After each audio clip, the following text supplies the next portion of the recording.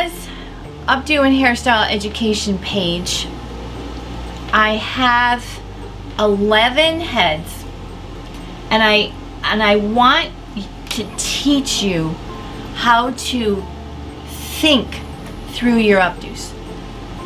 To me, having been an educator for many years, that is the most important thing. I want you to be able to think through your updo. So let's look at the heads, and the reason why is we all have the experience. The brides are bringing in this look, and many of them typically don't have enough hair, right? So say the mother of the bride brings in that look, and that's why I have a number of heads that are layered, like real people. So I want to make sure that the education is for real translation to real clients. First thing I always do is tell me about your dress. Even I have a prom kid coming tomorrow, and I did not even ask her about her hair. I said, oh, send me a picture of your dress. I want to get them not so bought in to a hairstyle, because it just limits us in the end. If all we try to do is copy the style, it just limits our creativity. So we have this bride. So the first thing you need to do when you look at the photo is like, okay, so let me just point out here in section 1, which is the bang area, and you know, this picture shows the back design. So how do you typically wear your hair in the front? Okay, do you think you want to feel like yourself that day? Do you want to, are you up for something that's gonna maybe come off your face and that we can get some height as long as we get like some bun down back here? Oh yeah, sure, that works. So then now your situation is to think, okay, if we're gonna have hair up here and this is how long those ends are, how are we gonna break this down so something can pin in here? And this is what I'm gonna help you dialogue with her. We're going for the overall shape and texture. So this one up here is a little bit more wispy. This one's a little bit more smooth. So when you ask about the dress and you find out it's satin or it's velvet or it's something a little bit more elegant, then you have a conversation about texture. If you find out it's boho and it's lacy and it's messy, or you find out it's really modern, and she wants a messy, sexy look. So there's messy boho, and then there's messy, sexy. So you want to get some adjectives. And so what you can do is like, okay, well, you're wearing this particular dress and this particular fabric, and you know, you can have a conversation about texture. So now this hairstyle becomes a conversation, not so much about how to do it. It becomes a conversation about texture. It becomes a conversation about placement. So when you are showing her and say, okay, this is a beautiful style. Let's see, you know, this piece here just kind of wraps and tucks in the back. And let's just take a look at what we got here to work with. All right, you have fringe. Do you think you want to have these bits here? Oh no, that's gonna drive me crazy. I can't stand hair in my face. Someone else says, oh yes, I love those. I hate my ears. So always ask, you know, kind of go over the whole photo. All right, so yeah, sure, I would love some fringe. All right, and sometimes I literally will go up behind them and I'll say, okay, come with me to the mirror after we've had, you know, some more conversation. And I said, I'm gonna kind of pull back your hair and you pull out your fringe bits.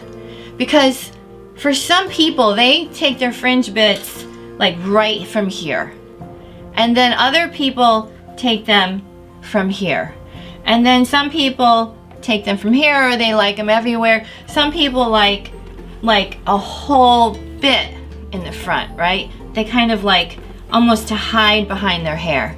And some don't. And so I have seen so many situations where it's just a matter of the fringe that makes them not like the style in the end.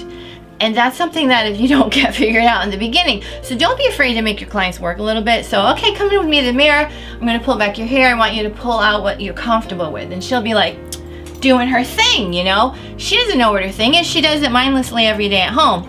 You don't know what her thing is. You're not home with her. So find out what it is, and you watch her hands, and you watch even watch how she does it. And if she's shaking and she's perfect, like knows exactly what's going on, she's got a routine with that fringe. If she's a little tentative and like, gee, I don't know, I'm not sure, I don't wear my hair back a lot, then you step in and say, okay, let's pull a few, you know, you can have this piece will come here by your eye, and this piece will come here and come around your cheekbone, and you want to use language that, oh, and this will be so pretty, or this will be so soft, or this will be so sexy and hot. Like if you've got an idea of her personality, you're going to learn how to use the right language. So we're going to find out what it is she wants, and then we say, okay, so looking at your picture, I can get this to the back. I can kind of tuck it in. How does that look there? Oh, that'll be pretty, that'll be nice, that'll be soft. And so then that kind of copies this look. So you got an idea. So you kind of know that you're gonna have to pin in right about here. You're not gonna have hair to draw across and do all that wrapping and texture. That's gonna have to be done with hair from somewhere else. So in looking at the section 4, which is the crown, so 1 is the front, 2 or 3 are the sides. Let me just section those off right now so we can get a clear idea of when I'm talking.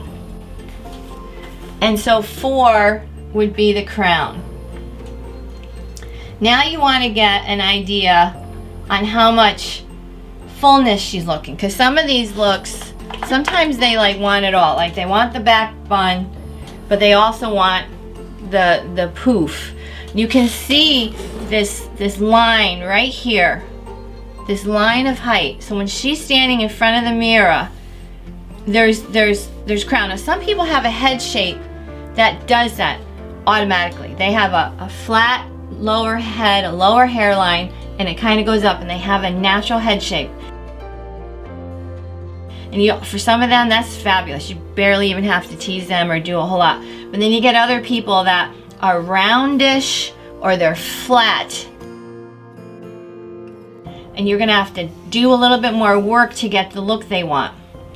Another conversation piece is when this piece here makes its way all the way to here, it's going to dip. And if she's like, well, I don't like it, you know, after you do it, it's dippy, I would rather have it tighter. These are all just, when you can break it apart and have that conversation in the beginning, it's very, very helpful. If she says to me, yeah, I like that pieciness, I like that little bit of pieciness, so that will work. Like here's her top layer, right here. So I know if I'm going to kind of get some security in there, and because this hair is fine and it's not heavy and it's not super long, I'm going to be able to get that splitty look. So I know that I can kind of get this thing kind of going here. We can bring the sides back and tuck them in. And then the conversation is about how much hair is in section 5. So section 5 is the back. It's the bottom part. So if there's a high neckline, if there's a shawl, if there's a bow, if there's anything going on with the neck, if she's heavy set, if she has a short neck, if you know, if she's, you might want to just say to her, I think what would be so flattering on you and would really show off your shoulders in a beautiful way is if we take this and we move it up a little bit, and that'll just give an elegance to your neckline. So when you can sell it, and then your look is gonna just be more flattering because it's your work on this canvas. And sometimes when we just give them the picture and we don't have those other conversations, and she's got this low bun and and then her shoulders are right there and her neck is right there, and it's just not flattering. So it's important for us to give them something flattering. So back in section 5, down the bottom, and I have lots and lots of tutorials on padding, and padding is really important when we're dealing with this kind of length. Basically, I take a donut, chop it up, and it makes a long tube. chop the tube up and stuff it with the fake Krylon hair. And so I can get a really nice little piece of padding. So if she says, I want as much height as you can give me, I'm short, I hate being short, I know it's a chignon in the back, if we have to sacrifice that to give me the height I want, that's more important to me than this. That's a conversation. If she just loves this, it's soft, it's low, it's pretty, it's all dippy, dippy, dippy, then we gotta sacrifice some height in the crown. And it's thinking through the process. It's not trying to, you know, find a video or something, but to think it through in the sections. So when we do the sections, that really helps.